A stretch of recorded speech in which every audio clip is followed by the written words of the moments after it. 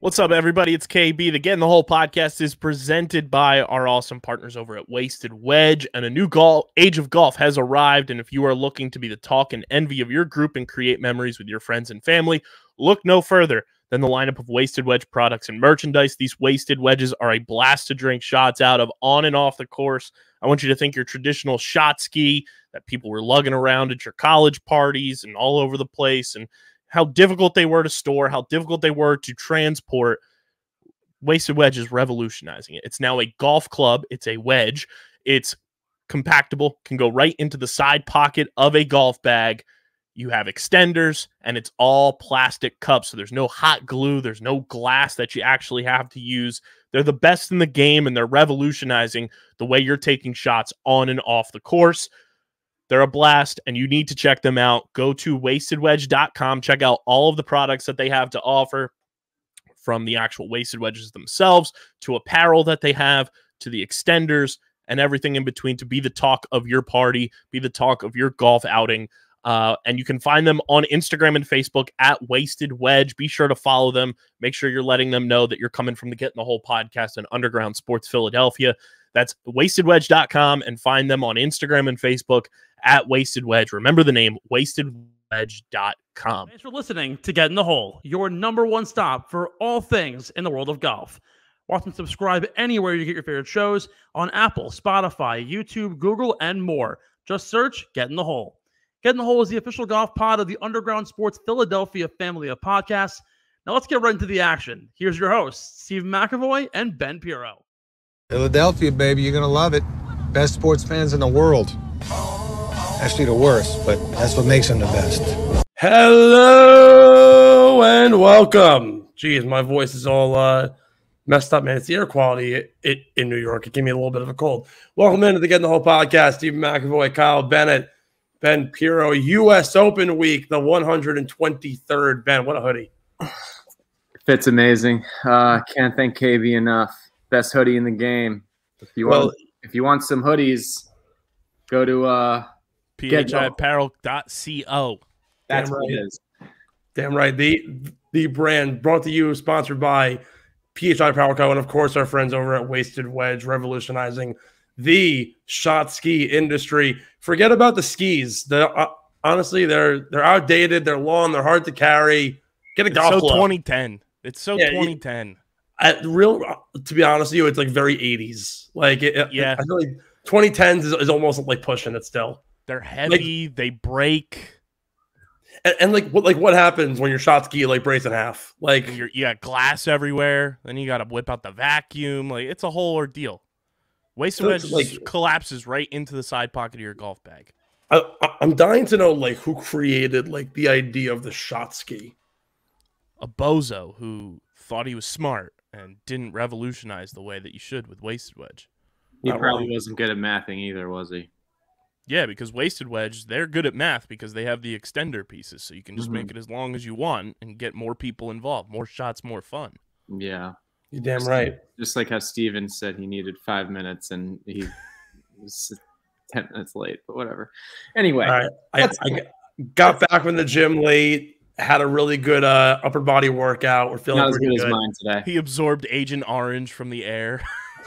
Honestly, no. Like, you had to hear me on Friday. I had an interview for a story that I was writing, and the guy goes, "Steve, are you all right?" And I go, "I sound like I have the black lung." It was terrible. You're gonna this past week of air quality in the tri-state area are gonna be in about like 40 years. Do you or someone you know have experience from being at Camp Lejeune during 1983, you may be entitled to compensation for trench foot. My favorite thing ever are they still have those ads on like WFAN. They're like, if you were a loved one that suffered from mesothelioma, AstraZeneca may be able to help. As a byproduct of 9/11, like, bro, it's in 20 years. Like, I mean, to be fair, it's been 20 years and they still haven't updated any of the airport stuff that they said it was just to help get the airports back up and going. And they were like, nah, we're keeping those fees in. Honestly, you're not wrong at all. Anyways, let's get to the nitty gritty of the actual week, right? So, I don't know where to start off, whether it be the fact that Adam Hadwin got absolutely wrecked by a security guard, or the fact that he didn't know he was a pro golfer. Because what patron is walking around with a bottle of champagne casually on the golf course? But yeah, so this past week, quite the interesting turn of events. Obviously, last week we discussed the PGA LIV merger. We had the RBC Canadian Open this past week, and Nick Taylor, the first Canadian to win this specific event, first Canadian since the 50s to win a event in Canada, or I believe it was, Ben, you had said it was it Mike Weir? Somebody else? That was a different, that was the Bell Canadian Open or something. That was it, yeah. Yeah, that's so this iteration of the RBC Canadian Open, first time a Canadians won this event. However, the prior iteration of the RBC Canadian Open was won last in 1957 by a Canadian. So yeah. Pretty interesting turn of events for Nick Taylor. It's a 72-foot eagle to win it on the playoff hole against Tommy Fleetwood. Fleetwood, staggering number. He's 0 for 119 in his PGA Tour career and still does not have a victory on the PGA circuit. But I think to lead off the more important topic of the day, we have more updates to discuss on the PGA LIV merger. A lot more news coming out. Saw a funny tweet. Kyle Porter said it's been almost 7 days, and we still have no word from Tiger Woods on his thoughts on this entire ordeal. And I'm dying to know what's going on. So some updates that we do have on the front. So according to Nuclear Golf, who some call incredible, some might not. I find them to be a very credible source. They have a lot of really good up-to-date news.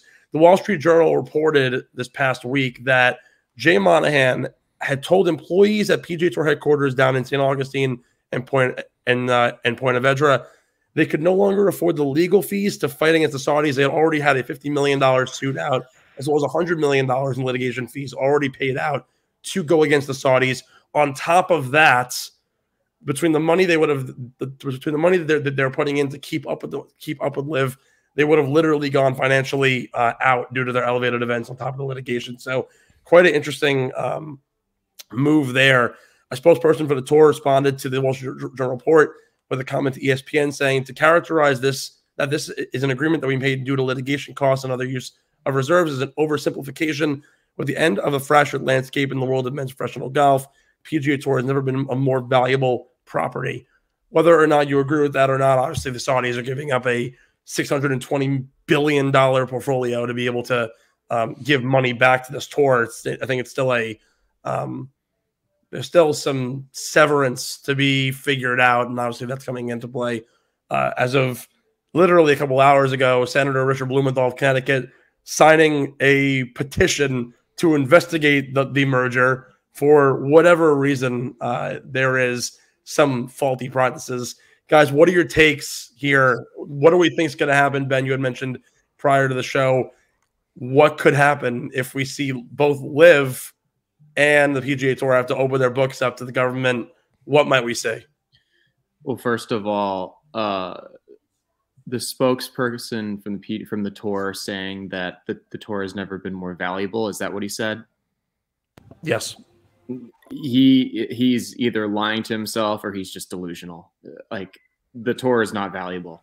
If your tour actually had value, you wouldn't be losing all your stars to this other golf entity. But regardless, though, I think it's going to be very interesting if this investigation actually does go through, because the way I look at it, when the PGA Tour themselves when they have to open their books, people are really just going to see that they've just been screwing over their players, and that they've been keeping over 3/4 of the profits that they have obtained over the years, which is just ridiculous because the players are the product. From the LIV aspect, I believe it could be very damaging because, and a friend of mine actually brought this up to me. He had said, forgive me, I don't remember the name of the journalist who was killed. Do you guys know who I'm? Jeremy Khashoggi. Khashoggi. Yeah. If that was ordered and paid for by the PIF, that would be on their books, and that could potentially be incredibly damaging. Obviously, I think damaging. It would be more than damaging, to be honest. So I think both parties right now are crossing their fingers that this doesn't actually follow through. This is not the last we're going to hear of this, and this is just the tip of the iceberg. We'll see what happens. It's not looking good though for either side, to be completely honest. So the worst thing that can happen for the PGA Tour, I believe, is that it's just like, oh, they've just been screwing over their players. But the human rights allegations for the Saudis, if they have to open their books, that is incredibly damaging. To their side of the product. There wouldn't be any coming back from it. For them, it's even a risk more than just their golf stuff. Because we got to remember the chairman we spoke about last week when this merger happened, he's also in charge of Newcastle United in the Premier League. Yep, exactly. He's got all of these other entities. So if they have to go into all of that as well, which more than likely they would, because it's like, oh, the books are open. The books are open. They're going to dive into everything. They're going to see all of the transfers and everything that Newcastle has partaken in since he's come into play with that club. So this has ramifications to stem much farther than just the world of golf. This could go into professional soccer, which globally is the biggest sports entity out there, especially Premier League-wise. In the season that Newcastle had this year, go listen to Top Bins. They had a phenomenal year this year. I mean, they have the money backing them now.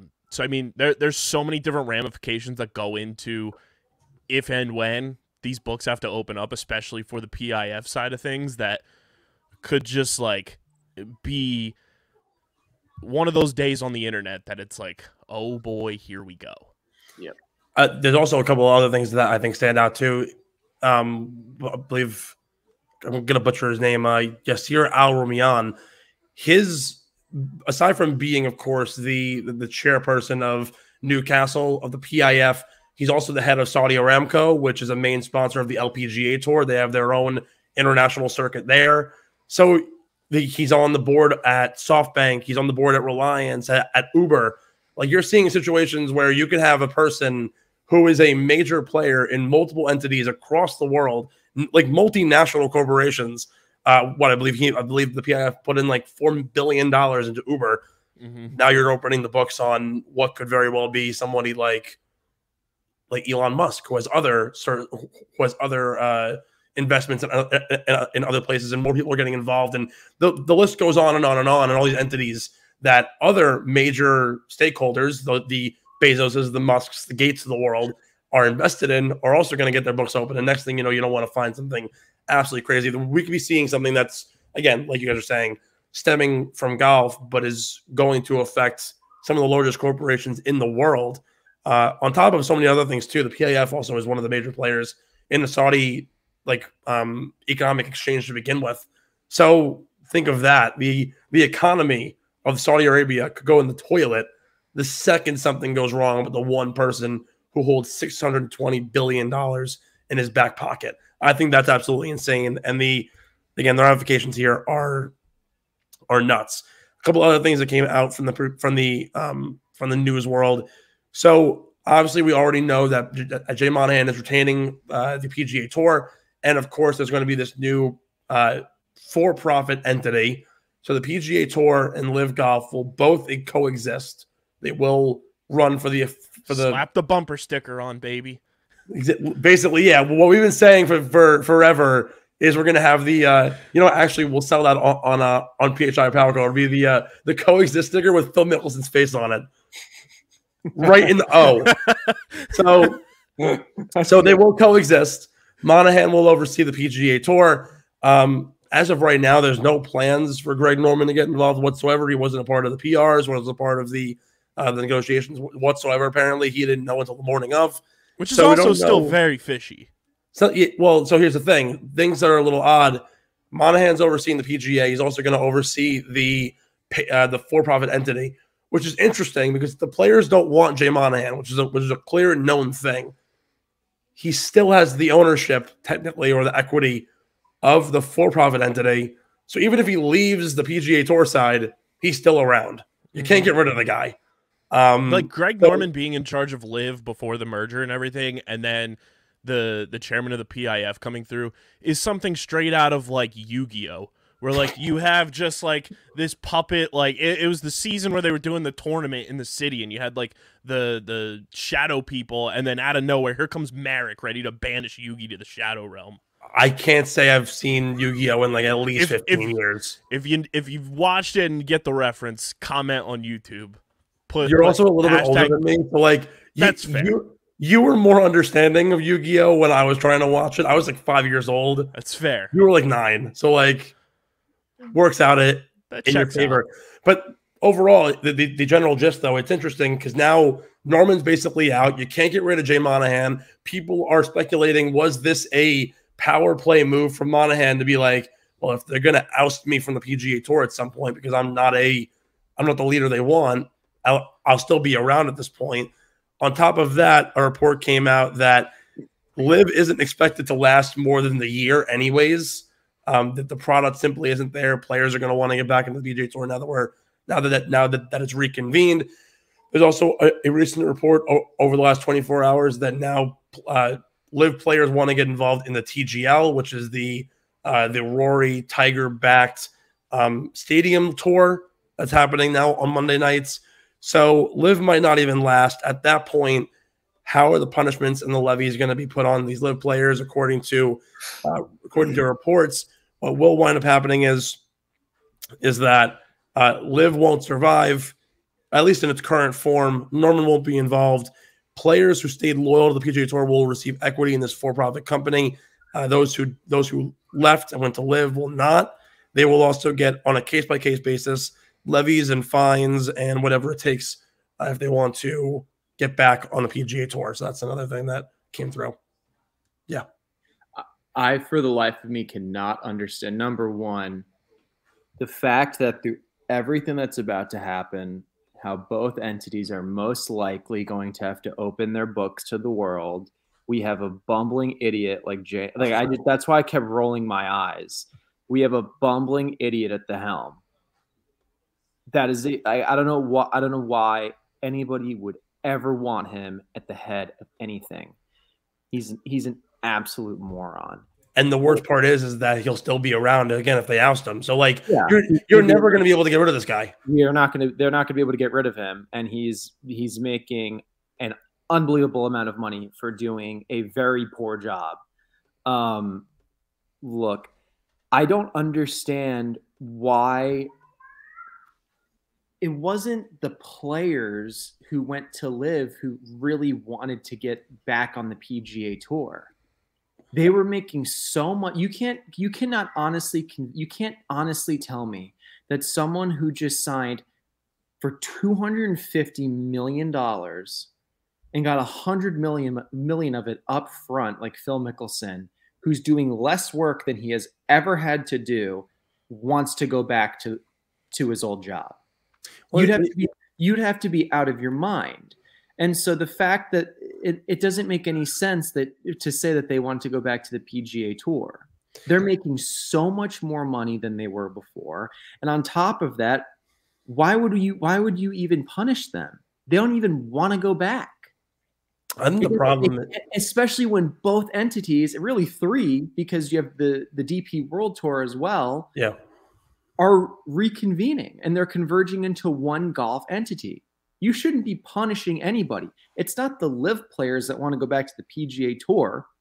It's because someone probably whispered in Jay Monahan's ear and was like, yeah, dude, we just dipped into our reserves and we're never going to be able to afford this.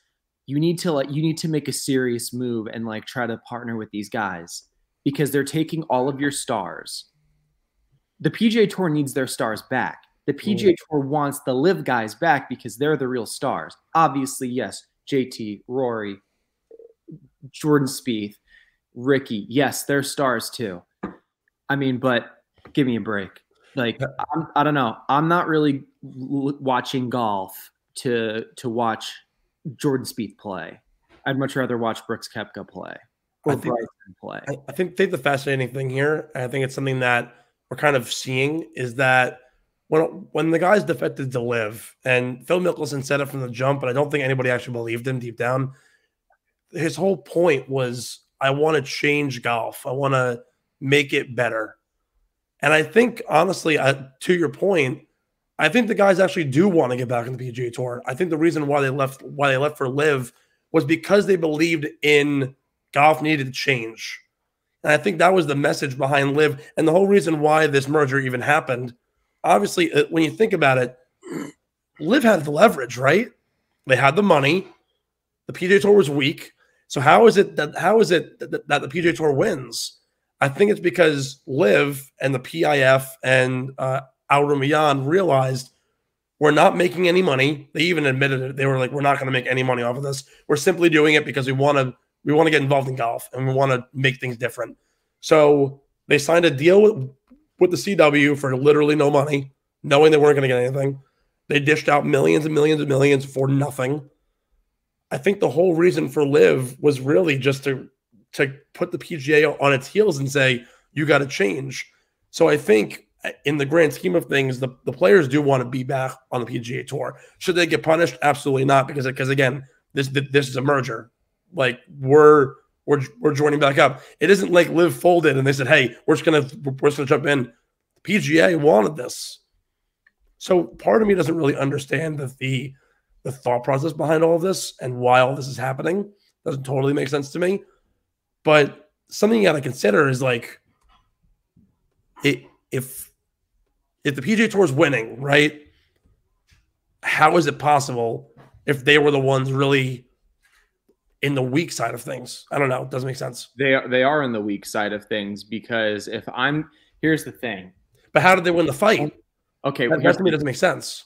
Okay, relax. The only reason why the PGA Tour is the only advantage that the PGA Tour has is the overall market of professional golf, because they have the history, of players, the tournaments, everything, the TV deals with CBS, Golf Channel, obviously, whatever. LIV doesn't have that, but LIV, because LIV is sitting there and they're like, you know what? We don't have the market. We don't really even have the players. Yes, we have their stars. A lot of them are older though. We don't have the history, but you know what we do have? We have a lot of money, and this is going to force the PGA Tour back onto their heels because they don't have the reserves that we have, and they don't have the funding that we have. And so we're going to force them. This is going to force them to partner with us. That's why they wanted to get into golf. Yeah. This is what they wanted. They wanted to get into golf, and they're like, well, you know what? Money always wins. So we're just going to push these guys up against the wall until they eventually fold. Yeah. Which is basically what happened. But again, it doesn't make sense to me how, if that's the case, why wouldn't LIV and those in the PIF that are now involved on the board of the PGA Tour have said, why are we punishing these guys? Because at the end of the day, again, they all defected because they wanted and believed in a different product and a way to make golf better. And whether or not we're making golf better is to be seen. I don't really know. I don't really care. All I care about is seeing every shot, which LIV actually did a good job at, as opposed to the PGA Tour. But at the end of the day, like, why it almost seems like LIV is just folding in to say this whole thing was an act to get our guys on the board to get involved in golf. That's literally all it was. PGA Tour can win every single thing. They'll win the 99%, but the 1% we get is that we get to be on the board. And the only caveat is that we'll give you all of our money. That to me seems weird. I don't know. Golf is a big money sport. And to be honest, I don't know, man. I've played a lot of golf with a lot of current and former tour players. And I got to be honest with you, none of them have anything nice to say about the Korn Ferry Tour. None of them have anything nice to say about the PGA Tour. I'm just letting you know what I hear. I hear it all the time. I heard it in a lot of the different practice rounds I played this year for pre and Monday qualifiers. None of them have anything nice to say. Every single one of those guys who is either on tour or was on tour, they're like, oh yeah, you offered me to go to LIV, I'm going to go to LIV. Absolutely. Absolutely. You'd have to be out of your mind. I agree. trust me, those guys, they don't want to go back to the PGA Tour, but now it's not their choice. And who knows, maybe they knew that this could potentially happen. They probably did. Yeah. Because Liv probably Greg Norman was probably like, yeah, these guys they're not very smart. We're going to put their backs are going to be up against the wall. So you guys might end up going back to the PGA Tour. They shouldn't be punished. Obviously, it's not their choice. They might have known in the back of their mind that this could happen. But, I mean, honestly, Brooks, Bryson, Patrick Reed, Ian Poulter, they're the real geniuses in this because they took the money. Yeah. And look how smart they look now. Yeah, it's kind of it's weird. For about 12 months, we were all like, these guys are idiots. Like why would they go and leave the tradition? Well, I didn't think they were idiots. You did. I didn't. Well, no, but the general public was saying, yeah, you're leaving the money, but you're also, like, for Phil, right?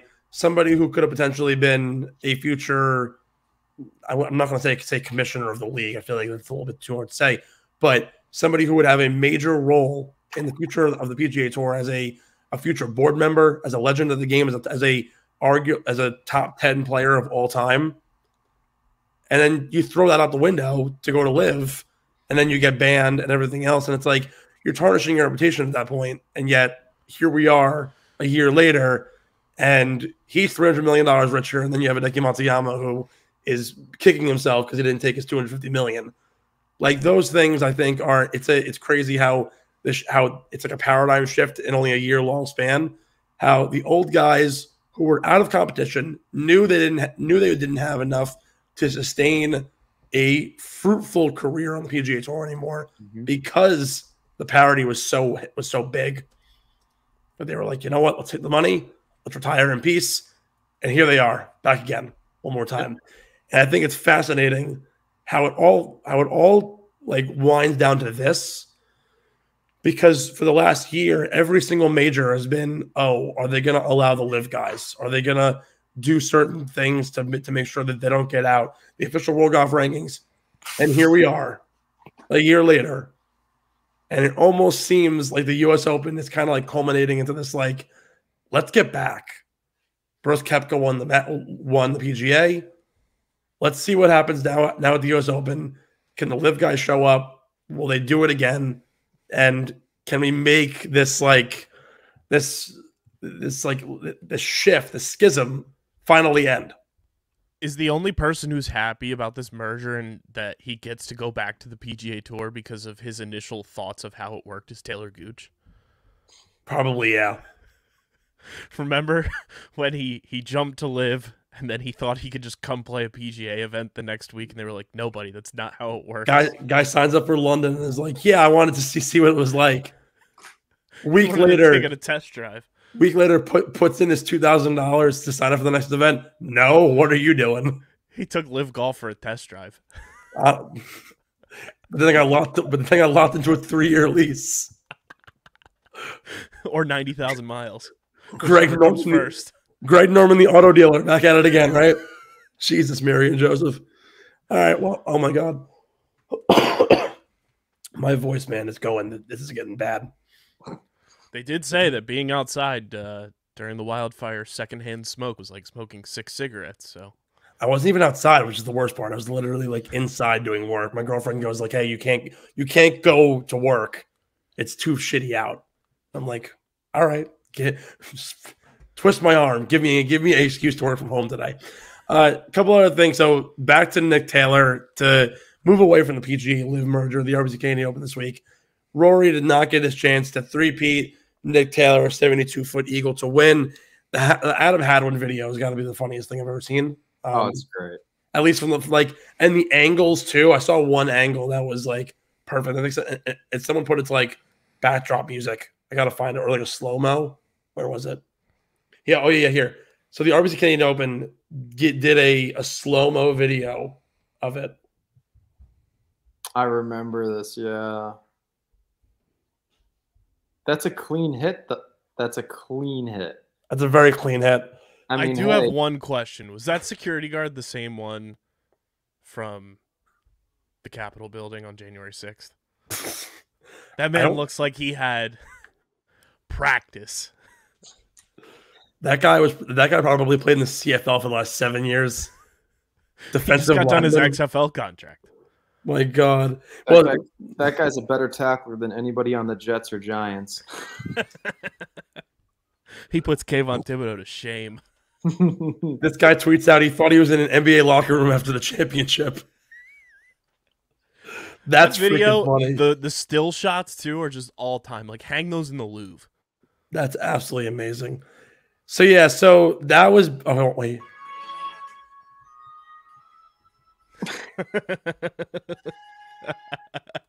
There you go. That's the clip. Forever and always. Put it to the Titanic music. Final thing here before we head to break. So you would have thought that the whole like LIV merger. Again, I don't know what the schedule is right now. I guess LIV's gonna just play their year out, I assume. But the high flyers might be no longer. They're under copyright trademark infringement. They're getting sued by a company, a footwear company, that their logo is literally the exact same fucking thing. Hold on, I'm going to try and find the image and share it here with you guys. This is like it like literally. First of all, I think it's funny because like you could have literally taken these photos from like clip art. And they look like generic, like Madden, like franchise mode, like when you relocate a team. Oh yeah, but like the article came out of the New York Post, so I can find it here. So, all right, here we go. So, close up of the image via our friends at Google. Let's pull this up for us.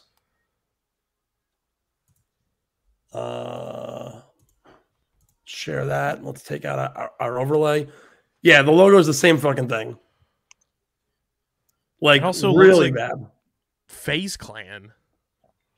That's what I originally thought a lawsuit would be. I thought it would be a FaZe Clan thing, but apparently it's Fallen Footwear, basically the same logo. So the high flyers are gonna have to refigure out their name. LIV is the top one. Yes. Okay, I can see where they're trying to get the workaround because they've got the upside down triangle, and it's like they put it in Photoshop and just stretched it wide. Yeah, well, like the Fallen I see Footwear both. is only I a see little bit both bigger. aspects. Yeah, like I see where Fallen Footwear's coming in. It's like, hey, that's our logo. Like, get that out of here. And then I see the workaround that LIV was trying to do. I'm still perplexed though at what a clique is. Still trying to figure that one out. I'm just so complexed. I'm perplexed. Sorry, I'm perplexed as to how golf has gotten to this point. I mean, it's pathetic. It really is. We have lawsuits everywhere for a sport that Golf in order. Yeah, Dumb. It's perplexing to me. We have some real leaders at the helm of professional golf. I thought it was just the mini tours that were corrupt. Nope, forget it. Not just the mini tours. Yeah, Ben. So the big boy tours as well. So as the pro in the room, like, what's the? Granted, there really isn't. I mean, I guess there's an alternative to the PGA Tour, obviously, because you can always join one of the like other international tours. But pass. Yeah, like what do you do as somebody in your shoes, right? Where your ultimate goal in life is to be on the best tour in the world, obviously the PGA Tour. But to get there, you have to go through the Corn Ferry Tour, which no one has a good thing to say about. To even get there, you have to go through the rounds and rounds and rounds of Q School. Mm-hmm. Like to know your end product is as corrupt and as poorly led as the last. Like, is there even an alternative? Like, what do you do? It's either that or retire, and I'm not retiring, right? So I'm going to stick it out. I'm not fucking leaving.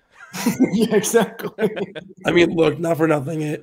If Ben opened up a gym or became like a trainer at like Gold's Gym, I'd join. So you have a career path at the very least. If anything goes south. Well, thank you. I really appreciate that. Of course. Look.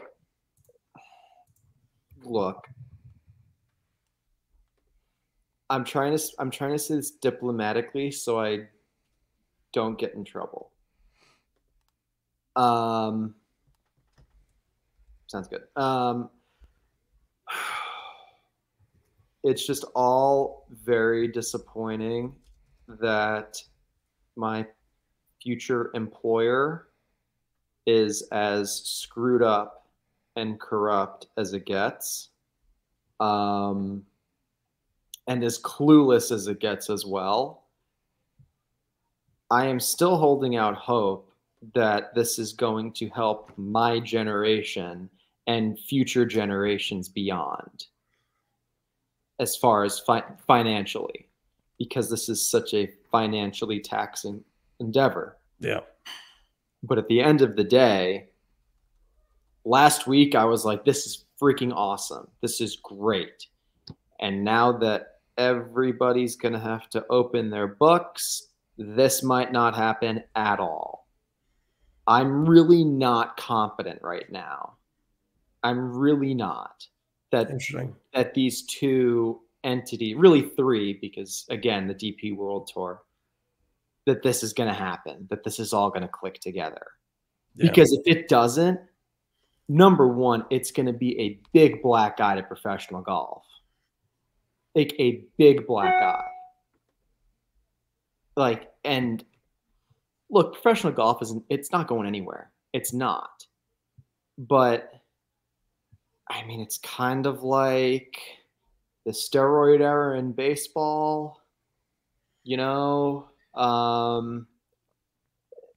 It's drawing a lot of attention, which I guess is good because it might get more people to watch. But at what cost? But it's at a major, major cost. And I really hope that Jay Monahan has some smart people around him, because he's an idiot. And clearly the people at LIV aren't any smarter either. So, I think you bring up an interesting point, and I'll pose this question. If it's like the steroid era in baseball, right? How do you purify it? How do you, if this gets blocked, right? If the government comes in and they say, this is bad business, this is poor business, like we're blocking this. How do you purify it and make it better? Like is there a way that we can have sustainability where I guess maybe you can have the Saudis on the board of the PGA, because they technically, like, in terms of like appointments wise, you could always make that happen, and then just have LIV be separate. So like you'll have all separate entities still, but they can like coexist. I guess I just don't know how you purify the situation and make it better. There really is no purifying it. If my concerns end up becoming like a reality, with both entities opening their books, there really is, you're not gonna be able to purify it at all. Yeah. You can't. So, hey, we'll see what happens. Could be the first time in sports that we've ever seen an entity like this have to like throw it all out there for the viewing. I will say, I do think it would be pretty hypocritical for our own government to be like, no, this isn't good business. You guys can't be working with them, because our government, as Colin Cowherd so eloquently put it, our own government's been in bed with the Saudis for years anyway. So it would be pretty hypocritical. But if there's anything I've learned about politicians, they are very hypocritical human beings as well. A lot of them are very slimy. So I don't know. I said that when this merger first happened. I said, if you want to complain about your golfers going and playing for the Saudis, how about you figure out your government first? Yeah, or look at the NBA with China. It's the same shit. It's the same thing. And also, and this is something that like we haven't even like thought of. I've been talking about it a lot in the NIL space with my other job, is that now they're all trying to like fight for federal involvement in NIL, and I'm like, they can't get out of their own way to figure out their own debt ceiling. How the hell are we going to be able to look into the LIV PGA merger when it's already backlogged behind 8,500 things? It's going to take years at this point. It's going to literally sit there and filibuster forever until it just dies in the water. I feel like this is going to take a lot longer, unless our own government's like, yeah, screw this. We don't have time for this. Yeah, exactly. At some point, it's a cost. look, regardless of if you're conservative or a liberal, we all agree we don't really have the smartest of individuals running the country as it is. So, not wrong. On that note, let's take a short break. KB, I think you're bouncing here. Yeah, I got to go record Streamer Season. Go check it out. We're wrapping up Ted Lasso Season 2, getting ready for Secret Invasion, next Marvel show. We're going to talk some Into the Spider-Verse as well. Go see that movie. And getting ready for live OTB in Ohio this coming Saturday. So subscribe to the YouTube channel because it'll be on YouTube. We're going to record it. There you go, folks. Go check out our affiliates over at Streamer Season and OTB. We're going to take a short break. On the other side, everything that you need to know about the 123rd U.S. Open at LA Country Club. Can the California boys win a major in the hometown? We'll find out right here on Get in the Hole.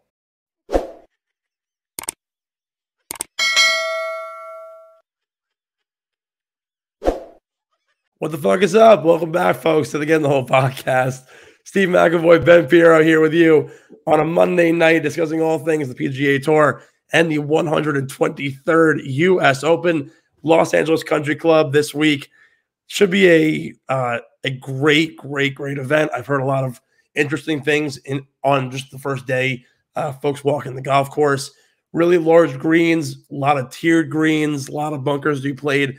The rough doesn't seem as crazy as everyone's making it out to be. I mean, like, you always see the videos on Twitter of everyone like throwing the balls in the rough to like see how thick it is. It actually has like one of the like lower like rough indexes according to Data Golf in comparison to like what happened to the PGA at Bay Hill at past majors. So don't think it'll be as crazy a factor, but we'll talk more about that as we get on into the show. Oh God, my voice is starting to absolutely demolish me. Let's get into a little bit of course, Top Ben, talk a little bit about what to expect out of LA Country Club. Of course, the first time playing host to a major, has not played host to a PGA Tour event in quite some time. It's gone through multiple renovations, multiple updates, and so it's interesting because typically we don't see a lot of U.S. Opens out on the West Coast. This is the first time it's been out on the West Coast in, I believe, about 5 or 6 years. Mostly it's a very northeastern event. The PGA Championships is typically more of the Midwestern West Coast event. So weren't they at Torrey Pines last year? A couple of years ago, yes, but have not seen. Actually, yeah, you're right. Sorry, prior to that one, then had not been at least almost close to a decade. Look, I think this is I always get. I'm very big on like tradition when it comes to sports. And so I always like seeing the US Open at Northeast courses like an Oakmont or a Bethpage Black or a Shinnecock. Maybe I'm biased because Steve and I are both from the Northeast or from Long Island. So I'm a little bit, I think it's going to be a great championship regardless. There's already a ton of drama as it is. So I can't wait to listen in and watch. I will say though, this is probably very random. I'm incredibly interested in how the par threes are going to play. I was told that there's a 300-yard par three and a 280-yard par three. And a friend of mine was like, what would you hit there? And I'm like, well, based on how firm the course is probably going to play, I would probably try to fly it to the very front of the green because you're already hitting such a long club in. So probably like a 2-iron or a 3-wood. Mm-hmm. It's going to be very interesting for sure. It's a long course. I think it's more undulating. It looks more undulating. Well, I was told it's more undulating than what pictures show. Mm-hmm. Photography doesn't really do it justice. I think it's going to be very interesting. I really am concerned about the time change for those guys that were playing up in Canada. But yeah, we'll see. We'll see what happens. Yeah. So to answer your question, you're right. It is much more undulated than you would expect. I think it's because it isn't necessarily the actual contours of the actual golf course. It's more so that the way they describe the greens, particularly, it's kind of like rice fields, like how it's multiple levels, not necessarily all just like kind of digging in finding its way, slopes in, slopes up. It's very much, and you'll see it almost every day on a lot of the holes. There's a lower portion, a middle, maybe a little more of a dip, and then another high part. So you're kind of always finding levels rather than actual contours within the green. So it's kind of fascinating the way they actually built the course out. The greens are relatively large in terms of PGA standards. So won't have a problem with hitting the green. The GIRs will be there in bunches, but it's going to be the proximity and the ability to find each tier is going to be paramount. Absolutely. To answer your question on the par 3, so according to what I've got here,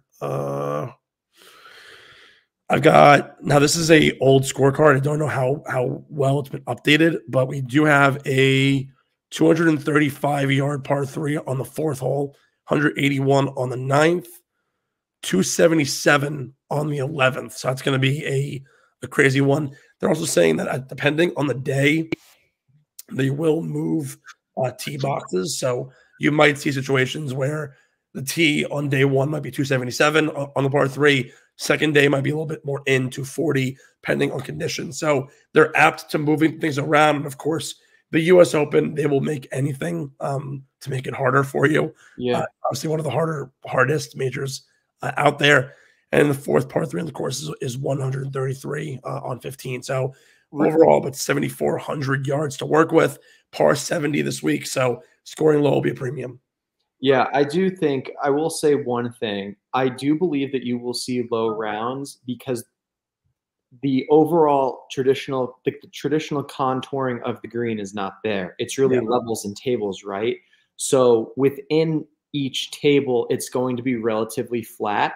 If you have someone who's driving it well and is accurate into the greens, I think that that's going to be, that potentially could lend itself to low scores because those birdie putts will not be as difficult. They'll be much flatter. And so you won't have as much break, which really helps when the greens are as speedy as they're going to be.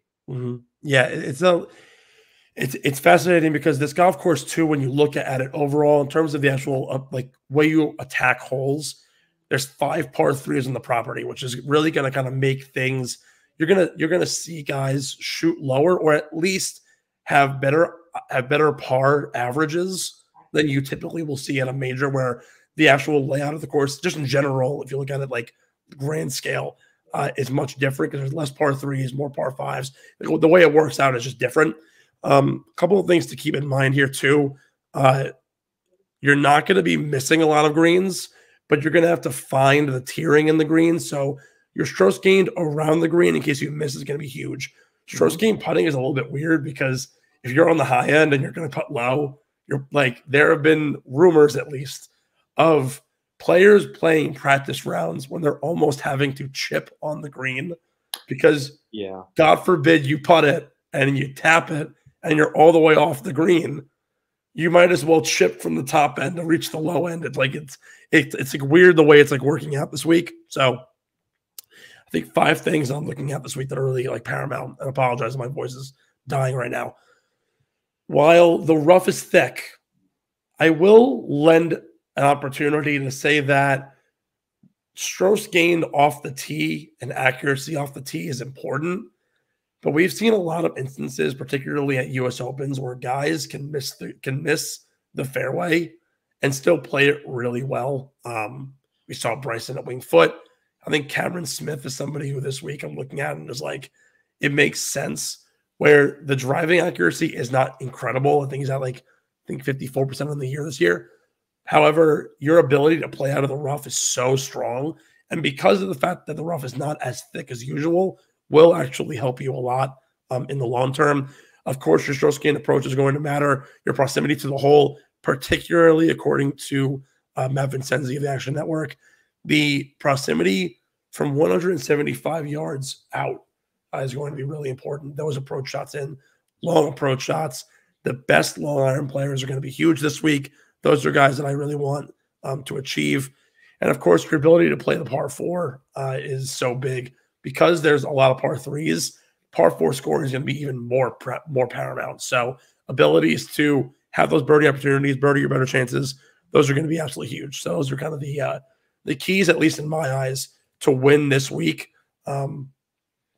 I wouldn't call it a bomber's paradise. It's a little more prone to really good drivers of the ball because it is long. However, the accuracy does matter. But if you can play it well out of the rough, then you got a pretty good shot overall throughout the week. Let's get into the guys who are in the field this week. I want to focus in on 3 categories: the big guns, the guys who are already the favorites, the contenders, the mid-tier, and the long shots.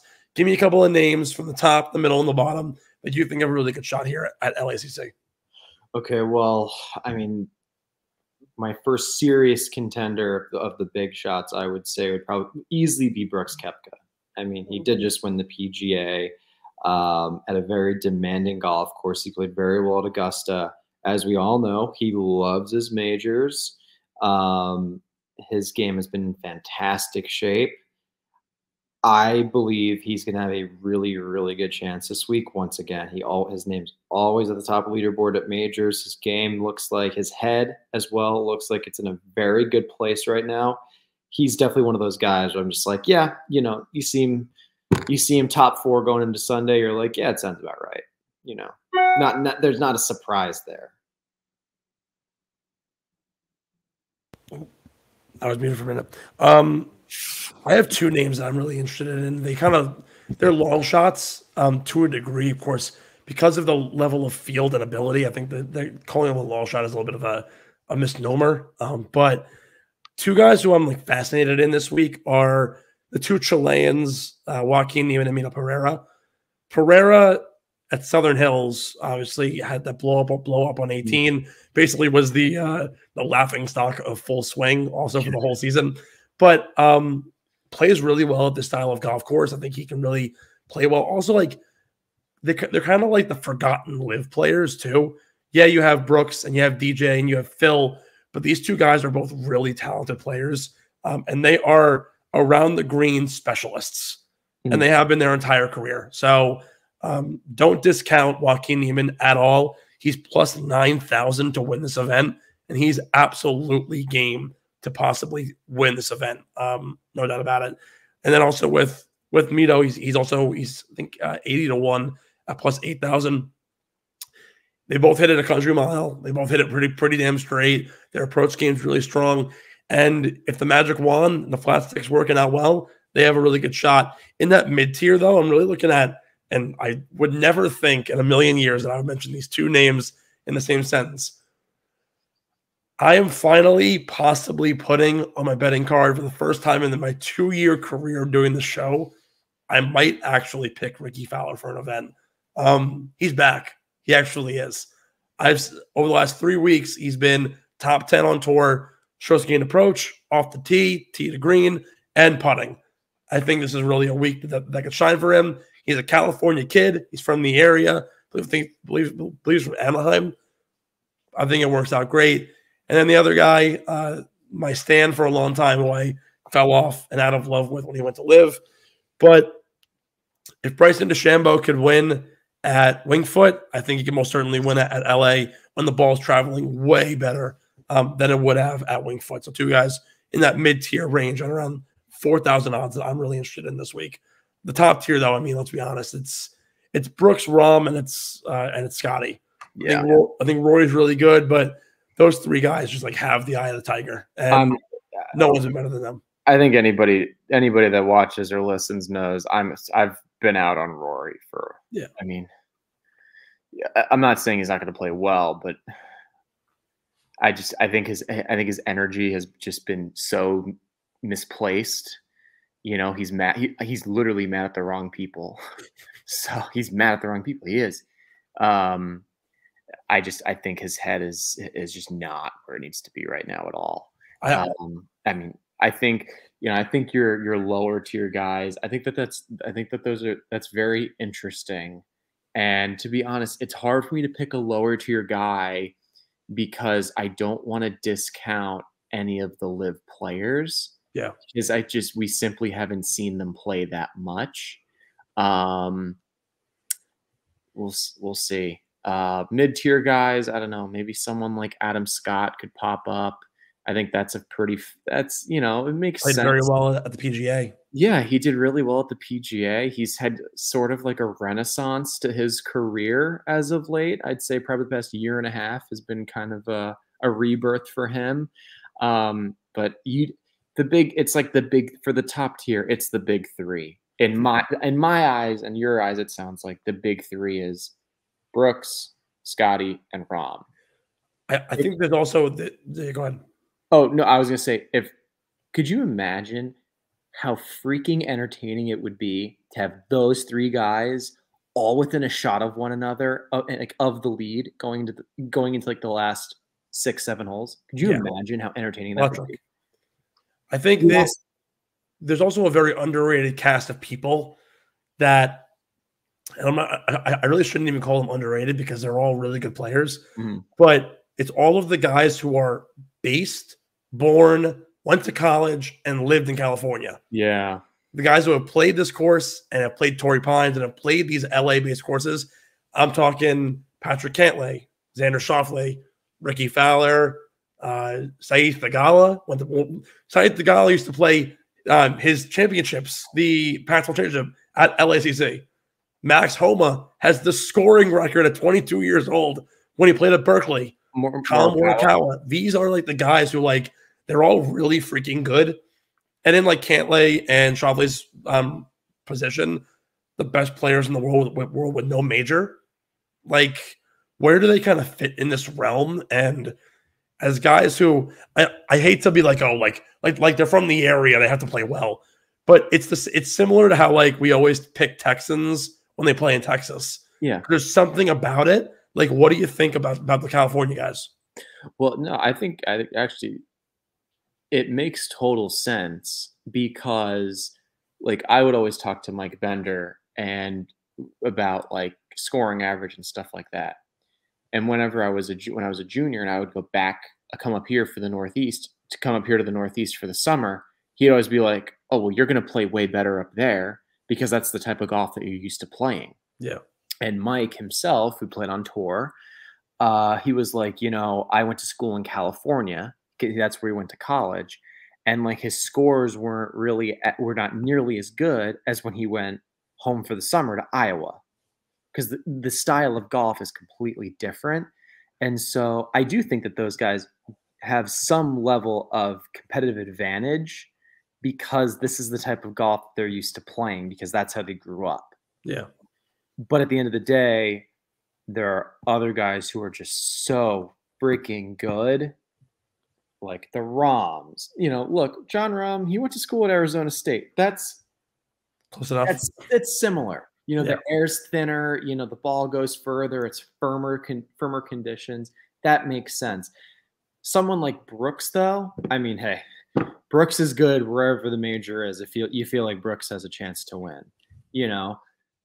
It's weird because you can also jot it up to the climate, what the conditions are always like, but realistically, how different is LA from Arizona? When you break it down, right? And I'll use the example of we'll take a Rahm, a Max Homa, and Colin Morikawa, right? Mm-hmm. Colin and Max both went to Berkeley. I believe Colin's from LA or Las Vegas. He's from LA. Lives in Las Vegas. Yep. Max is from Burbank. Now lives in Scottsdale. Then you have Rahm, who obviously native of Spain, came to Arizona State. Now lives in Florida. That's a whole different story than playing Florida and LA. I know that's different, but between the Vegas and the Arizona climates, not very off, and if anything, hotter than what you're dealing with in California, where it's a little more West Coast as opposed to you're in the desert. So those things are really interesting too, because honestly, as you know, balls fly better in warmer climates. When it's drier, the ball flies further. When the ground obviously isn't as saturated, so the ball doesn't sit up, it just rolls further. It's those things really do matter. And I think the Northeastern guys, why they play well in the Northeast, it's because it's what they're used to. It's why Keegan Bradley's always so good when they go play the Travelers. Yeah, how it is. Well, and the other thing is people don't understand it's the different types of grasses as well. It's huge. It's so important. So I didn't see what kind of surface they'll be playing on. It might be is the rough Kikuya. I'll tell you right now. So, so according to this, I just need a simple explanation, guys. Jeez. Bermuda grass rough. We've got Bermuda grass greens. It's a Bermuda / Poa mix Of rough. No, of fairway and green. Okay, that makes sense. Yeah. So here's the thing. Like, the reason why I love playing Northeast golf is because everything's bent grass, with the exception of the greens, because Poa is not actually, what people don't understand, Poa is not a grass. It's actually a weed, and it's invasive.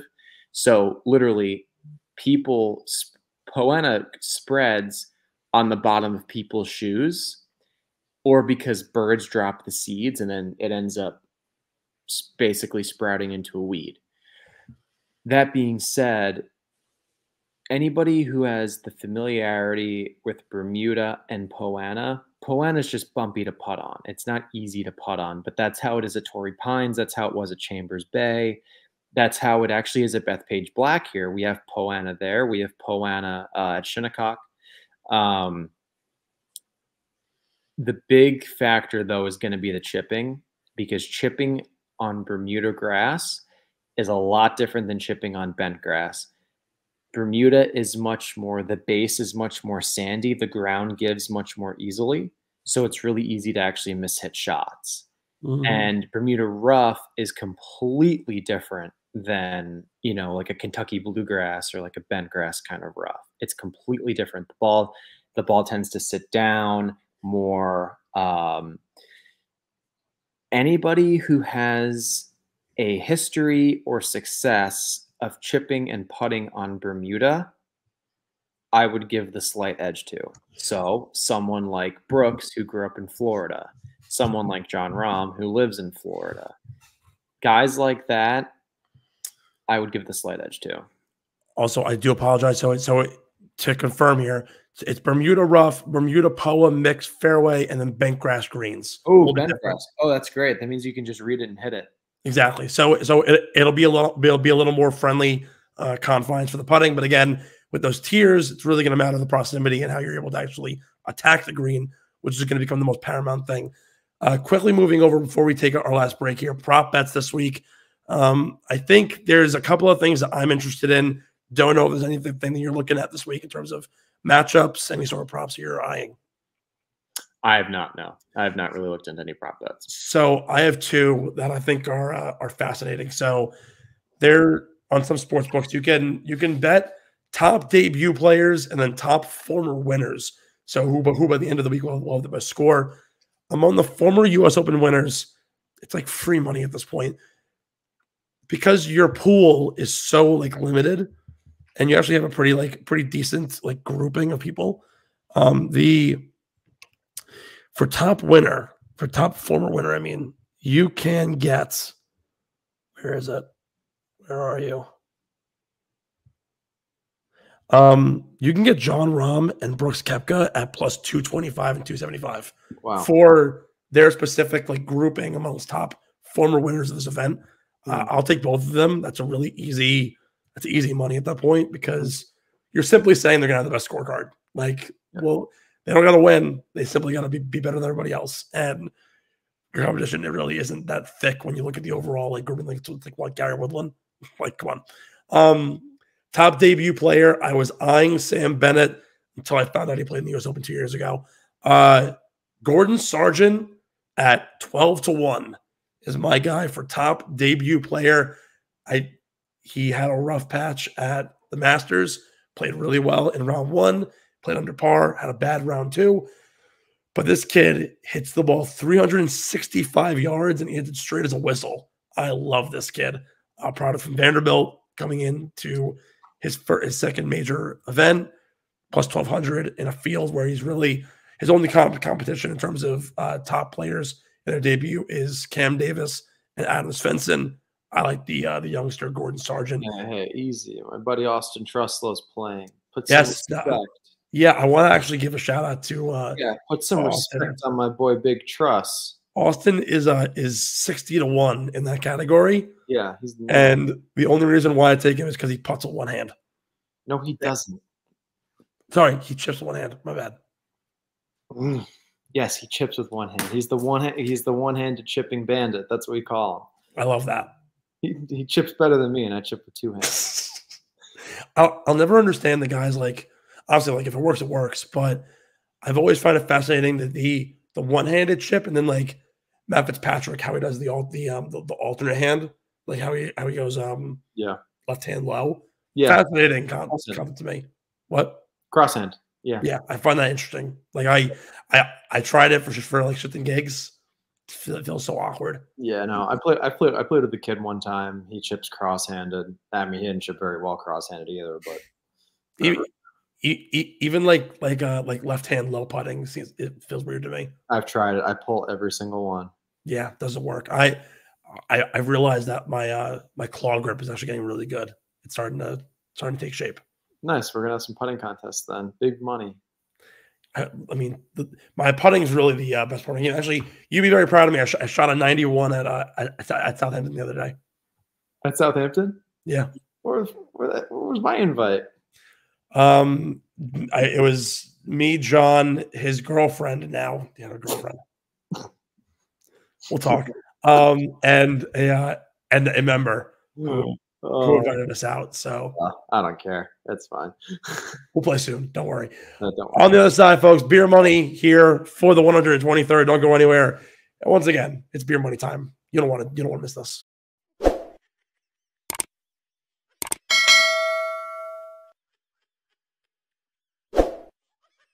Whoa, I just went like super foggy. What the hell just happened? That's really weird. It's beer money time, brought to you by our friends over at Kenwood Beer, Philadelphia's top light lager. Go find them on the Kenny Tracker and find where you can get your local brews and Philadelphia's favorite light lager. Ben will lead it off with you here to make and miss the cut at the 123rd. Who are you taking? All right. So I'm going to start with miss the cut. Going to get a lot of eyebrows for this. Some people might call me crazy. Rory McIlroy missing the cut. That's big. He just played up in Canada.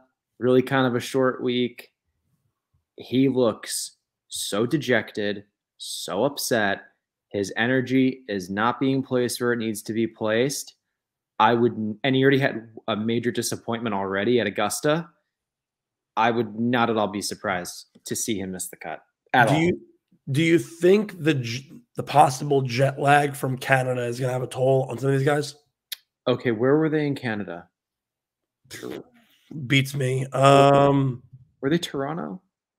Probably. I think they were Toronto. They were at Oakdale, which is God.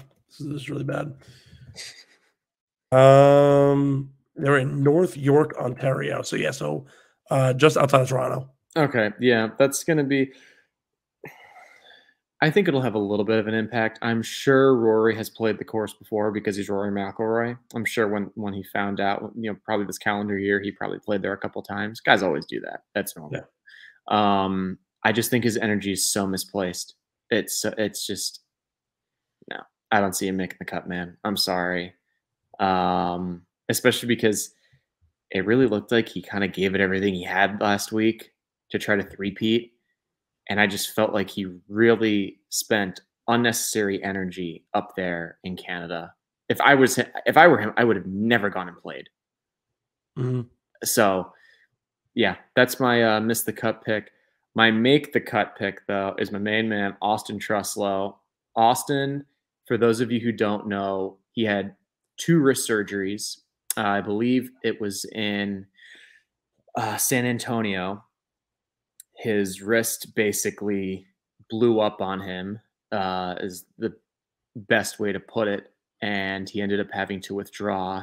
Going into that second year of the wraparound schedule, he was 40th on the Korn Ferry Tour money list. So he had a legitimate chance of getting his tour card. the PGA Tour would not give him medical exemption. He ends up having one surgery, misses the rest of the year, falls out of the top. I believe it was 85 you had to be to keep your Korn Ferry Tour card. Mm-hmm. Falls out of that, so he loses his card. Still had a tremendous amount of pain, had a second wrist surgery. He did not play competitively for 21 months. Wow. Okay.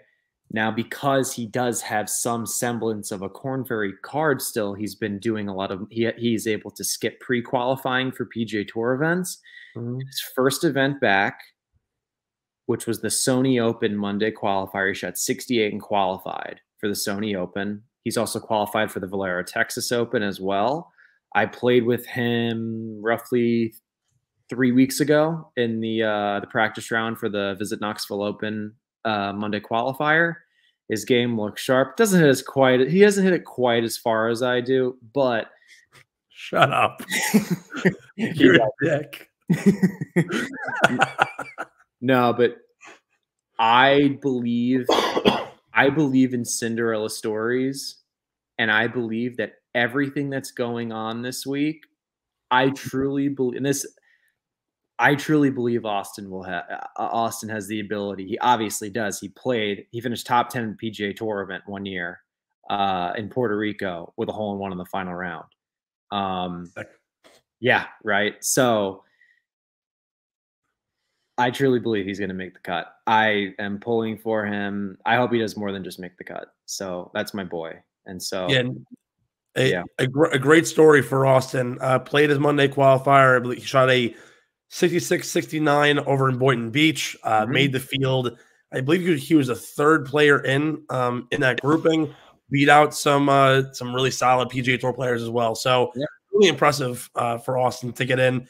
His two events this past season, finished 10 over, missed the cut at the Sony, and 8 over, missed the cut at the Valero. But again, two challenging courses too. So he really can't. Hey, look, for anything. Look, he has 3 top 5s on the Korn Ferry Tour, which is big. That's huge. Yeah. Okay, so this guy knows how to play. Okay. For me, I'm going to join you on the raising eyebrows for miss the cut. I'm taking Justin Thomas. Yeah, makes sense. He's hot, he's cold, he's yes, he's no, he's in, he's out, he's up, he's down. I just quoted Katy Perry in the greatest of ways. Yeah, I never want to ride the JT train ever again. I love this guy. He's great. But when he's cold, he's cold. When he's hot. And it's just when he's lukewarm, it's what the hell's wrong? And so I'll take him plus 240 to miss the cut. To make the cut, I love this guy so much. And if there's one guy who I can bet every single week to just shoot 65s and better, I would do it. Denny McCarthy, I will take to make the cut. He's plus 110 on the outside looking in. If it comes down to a putting contest, this guy will beat you 10 out of 10 times, 11 out of 10. He's so good at putting the golf ball. And I used to make the joke, he could putt, but he can't do anything else. He's the opposite Corey Connors, who can do everything but can't putt. He's finally getting everything rounded out and he's figuring out his game really well. I love Denny McCarthy here to make the cut and possibly even go pretty damn low and make the weekend strong, possibly top 15, top 20 if you can get there. Top 20 pick for you. All right, top 20 pick. This is a tough one for me. I do like Tony Finau this week. I do think that I know putting really is not his strength, but the fact that the greens are bent, making them easier, it's more of a read it and you just hit it. You don't have to factor in grain. I do think that helps him a lot. He's long and accurate off the tee. He's a good iron player, which will allow him to go and hit greens and have the ball finish on the proper level of the putting surface. I'd say Tony Finau for my top 20 pick. I think that's a solid pick. Finau plus 125 here. I do like Finau a lot. I think to get his first major, this will be an event that he could certainly do it. Hits it long, hits it straight, puts it pretty well. I'm going to take the guy who I mentioned earlier and a really good value, Joaquin Niemann at plus 260. Just a specialist around the greens. He's leading LIV in strokes gained approach, albeit Is the field the greatest ever? Not really. But when you're factoring in Joaquin Niemann against Dustin Johnson and Brooks Koepka and Cameron Smith, pretty damn good. So I'll take Joaquin Niemann at a top 20 pick here. Top 10.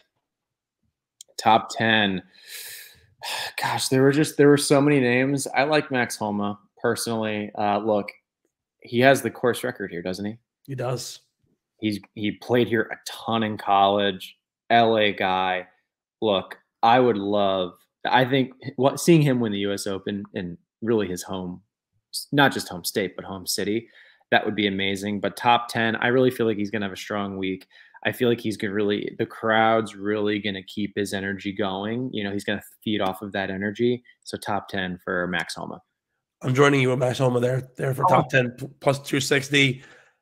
You don't shoot the course record at 21 years old, shoot a 61 for nothing. Yeah. Doesn't happen. Just something's got to be going right. Not to mention he did it in the Pac-12 championship. So let's we're talking biggest stage here on day 2.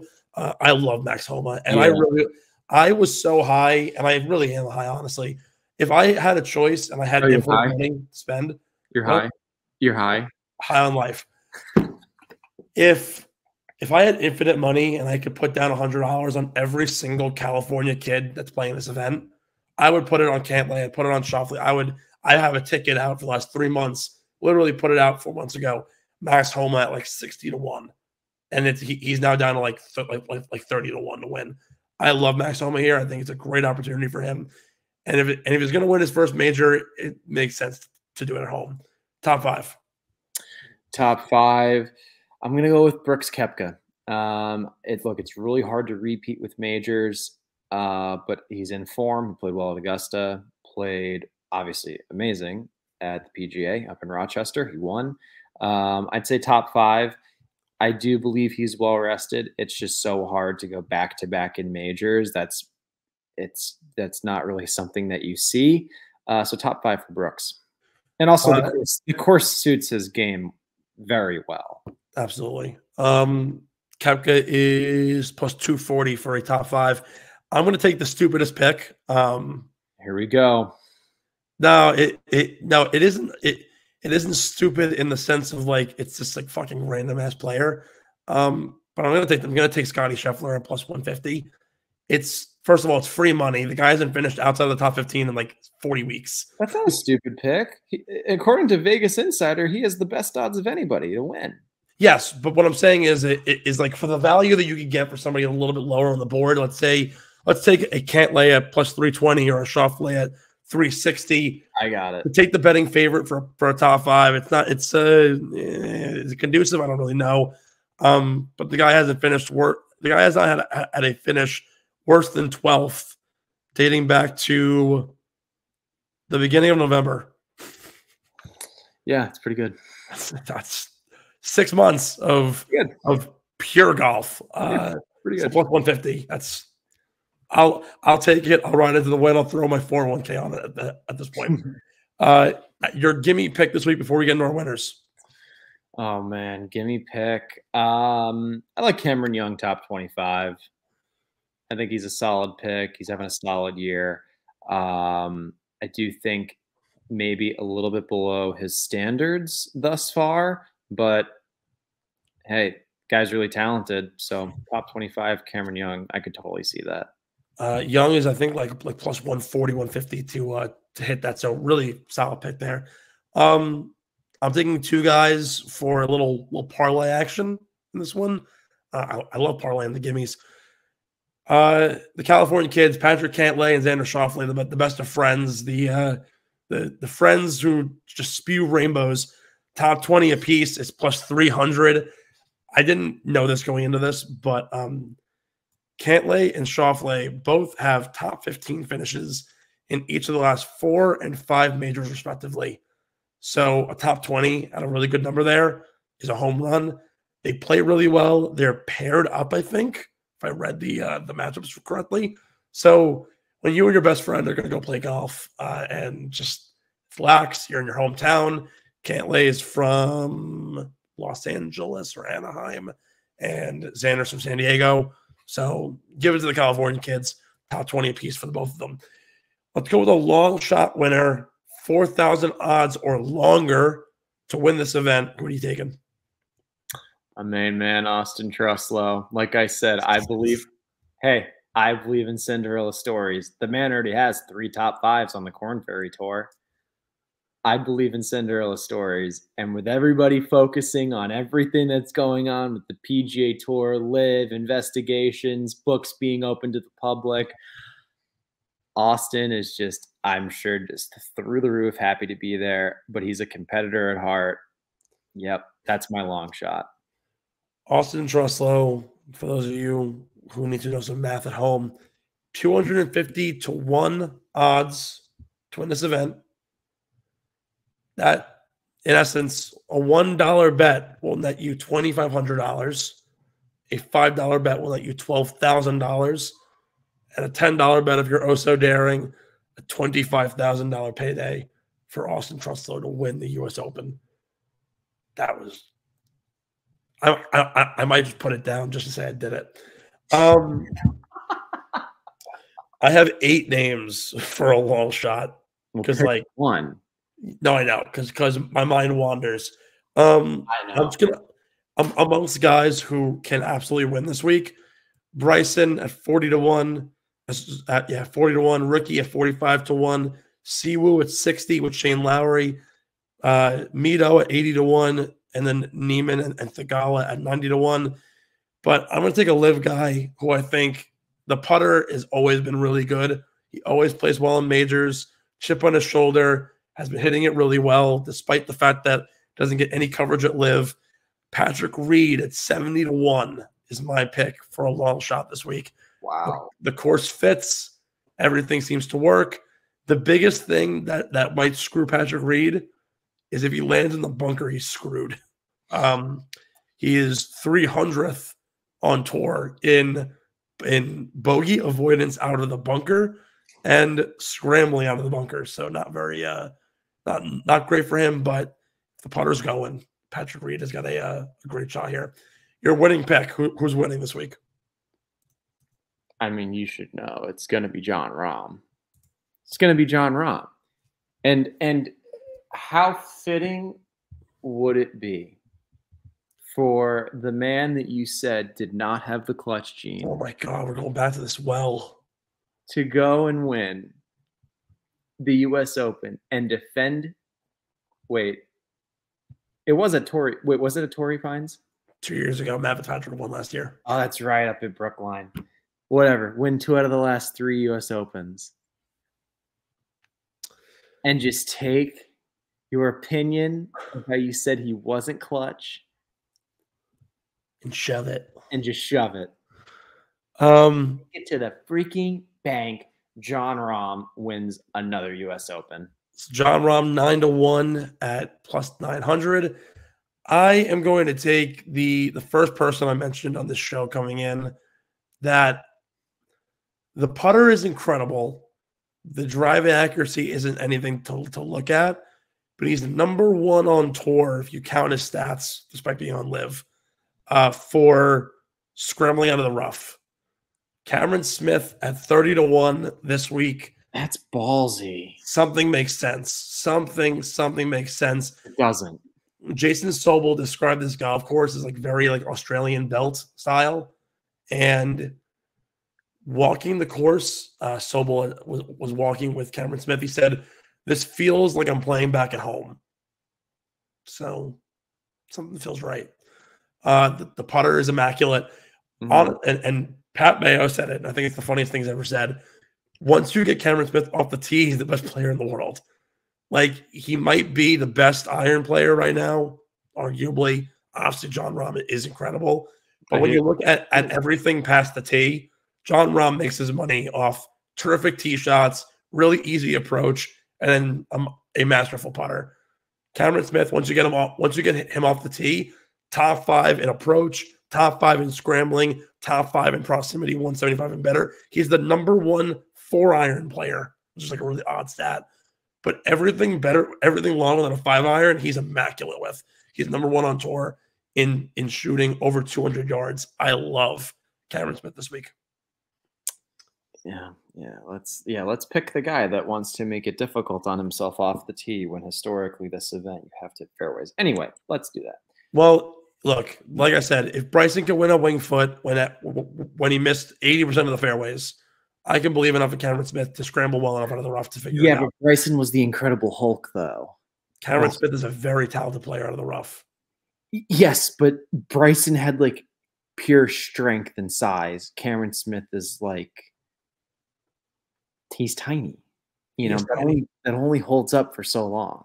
He's tiny, but he hits it well. So I trust him enough. Off the team, but whatever. And again, look, the rough isn't as thick as majors in the past. So I'm going to ride off the rough a little bit. And maybe it's a total mistake on my end. But if I'm not going to pick one of the top 3 guys, top 3, 4 guys, I think Cameron Smith has probably got the best shot here. Final thoughts, Ben, before we hit the road. Final thoughts. Well, I think it was a great episode. Make sure you go to the website at Underground Sports to get your hoodies. They're fantastic. They're very, very soft and very, very comfy. Very stylish, by the way, too. My mom told me I looked fantastic in it, which I can't. I mean, of course I did, but you're the worst kind of person. No, look, we had a great show. Make sure you subscribe to the YouTube channel and listen to us on podcast or Apple Podcasts, wherever you get your podcasts from. All in all, the world of golf is in limbo right now. And I really hope that we can just focus on golf for this week, which I really don't think is going to happen. To say the very least, I think there will be a line of questioning for a lot of folks whether or not it's about golf is going to be a little different. Like golf or the merger most likely won't be related to what's going to happen on the course, but these guys are here to compete. They're here to roll. I'm just really excited to see Max Homa try and battle out. I think you might see him in the final group. And shout out to Austin Truslow. Best of luck to him. Hopefully we'll see. Hopefully we can chat with him next week and we can see his thoughts on the week after we possibly see him hoist the trophy. That would be amazing. I would cry. Folks, thank you for joining us here on Getting the Hole for Ben Pirro. I'm Steve McAvoy. Enjoy the 123rd running of the United States Open. And we'll see you next week for the backstretch of golf. Really good time to be a golf fan. Thanks for listening to Get in the Hole, the official golf podcast of Underground Sports Philadelphia. Catch us every week wherever you get your favorite podcasts, and be sure to like and subscribe on Apple, Spotify, and YouTube. You can follow us on Twitter and Instagram at Get in the Hole Pod, and follow Underground Sports Philadelphia at Underground PHI. We'll see you next time. And remember, get in the hole!